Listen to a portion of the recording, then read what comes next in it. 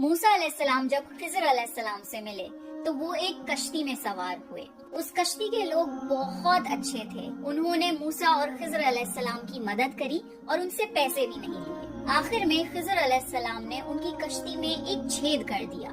یہ دیکھ کر موسیٰ علیہ السلام بہت ناراض ہوئے اور انہوں نے خضر علیہ السلام سے پوچھا, آپ نے ان کے ساتھ اتنا برا سلوک کیوں کیا؟ بعد میں خضر علیہ السلام نے سمجھایا کہ آگے ایک ظالم بادشاہ تھا جو کہ لوگوں کی کشتیوں کو ہڑپ لیتا تھا.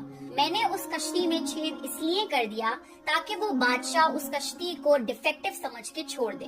یہ لوگ اپنی کشتی کو آسانی سے ٹھیک کر کے پھر سے اس سے کام لے سکتے ہیں, پر اگر ان کی کشتی چھن جاتی تو ان کے روزگار کا ذریعہ چھن جاتا. جن چیزوں کی ہمیں نالج نہیں ہوتی اس کے پیچھے کی حکمت کو سمجھنا بہت مشکل ہے. اس لیے جب آپ کی زندگی میں کچھ ایسی چیزیں ہوں جو آپ کو بالکل سمجھ نہ آئیں تو اس وقت اللہ پر بھروسہ رکھیے.